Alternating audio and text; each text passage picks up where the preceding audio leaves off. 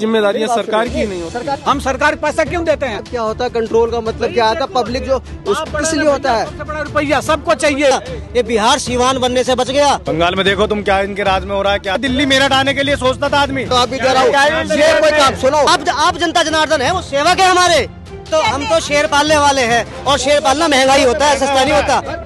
भाई कब जा रहे थे तुम पेट्रोल जलवाने 2014 से पहले? दिखाओ, तुम इतिहास उठा के देखो। 2014 तो वो है जवान जिस समय सीवान हो रहा था ना, तुम नाक साफ करते होगे, तुम्हें अकल भी नहीं होगी उस टाइम पे।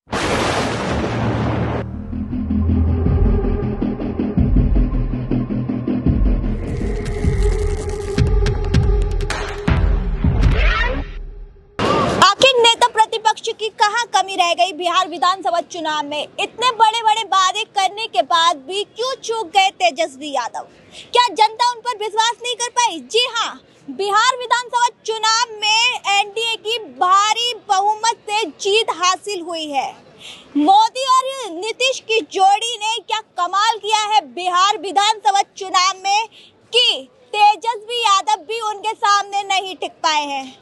यहाँ की जनता से हम जानेंगे कि कहाँ कमी रह गई तेजस्वी यादव की। क्या मोदी जीत तो गए हैं, मोदी और नीतीश क्या अपने वादों को पूरा कर पाएंगे बिहार में दोबारा? आप क्या कहना चाहोगे? बिहार में एनडीए की भारी जीत हासिल हुई है।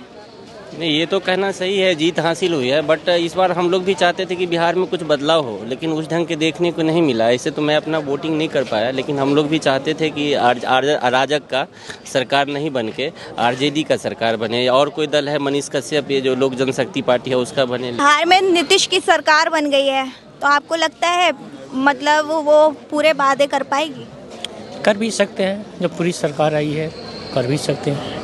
वहाँ की जनता ने मोदी जी के ऊपर विश्वास करके दिया है या नीतीश जी के विश्वास पे दिया है अपना वोट? मोदी जी के विश्वास पर दिया। हाँ, पहले तो ये बात है, ये लोग मोदी जी पर बहुत विश्वास करते हैं, इस कारण वहाँ पे नीतीश कुमार जी को बहुत एडवांटेज मिली। और इस वक्त बीजेपी ही सबसे बड़ी पार्टी बन के आई है। वो चाहे तो चिराग पासवान के साथ मिलकर भी सरकार बना सकते हैं, बट वो नहीं करेंगे, क्योंकि सेंट्रल गवर्नमेंट नीतीश कुमार जी के भरोसे पर टिकी पड़ी है।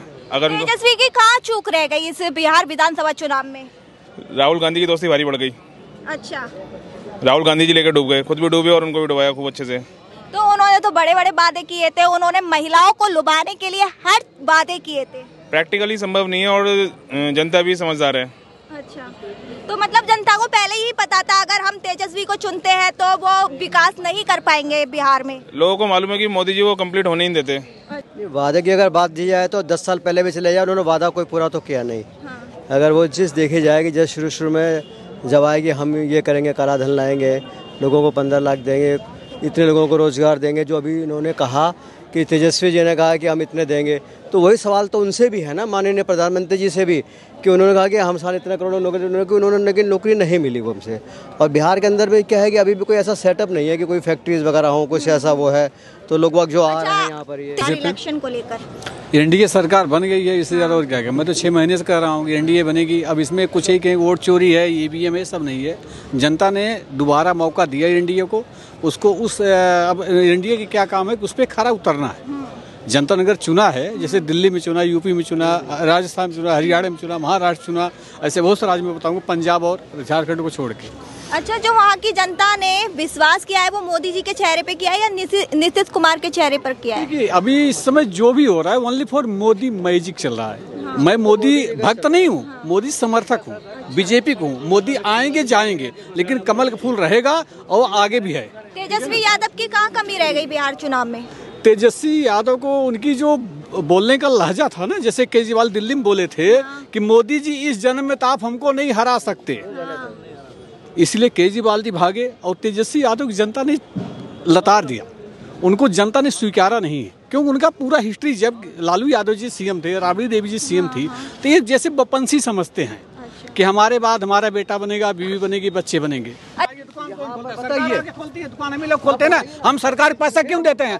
हम पुलिस को पैसा क्यों देते हैं? हम कमेटी को पैसा क्यों देते हैं? दुकान कौन खोलता है बताइए? यहाँ से वहाँ तक कौन खोलता है आप दुकान? मतलब क्या होता है कंट्रोल का मतलब क्या आता है? पब्लिक जो इसलिए होता है, सबसे बड़ा रुपया सबको चाहिए। ये महात्मा गांधी जो छपे हैं ना, वो सबको चाहिए, किसको नहीं चाहिए? क्या बात करते हैं आपने? बताइए वहाँ पे कितने लोग वहाँ खड़े होते हैं? बताइए सिक्योरिटी में कितने लोग खड़े होते हैं? बताइए आप भले आप विपक्ष को आप यही बोलोगे सुरक्षा बहुत अच्छी है, ऐसा कुछ नहीं है। जब से दिल्ली में बीजेपी की सरकार बनी नहीं है, केंद्र बीजेपी सरकार अच्छा चल रहा है। देखिए नहीं आप ऐसी बातें कर रहे हैं, आप ऐसे क्या, आप किसी के ऊपर क्यों इल्जाम लगा रहे हैं? आप मोदी जी क्यों इल्जाम लगा रहे हैं? मोदी जी को मैंने ये नहीं कहा कि मैंने कहा कि वो माननीय प्रधानमंत्री जी हैं, तो उनको कम से कम जो है कि वो पूरे देश के प्रधानमंत्री, एक पार्टी के नहीं है।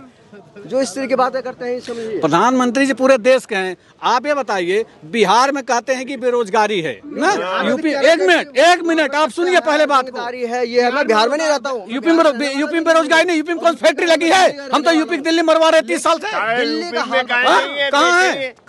हम यूपी क्यों दिल्ली में बैठे हैं? दिल्ली में भी तो यही है, ब्लास्ट हो क्यों दिल्ली में बैठे हैं? आप यूपी में चलिए, तब काम मत कीजिए यहाँ पे। मेरा तो दादा से ये कहना है कि एनडीए जीत गई ना, ये बिहार सीवान बनने से बच गया, नहीं तो हर जिला सीवान होता, हर जिले में शहाबुद्दीन होता, और हर जिले में हिंदू मरते, और हर जिले में तेजाब से फुक्के मरते।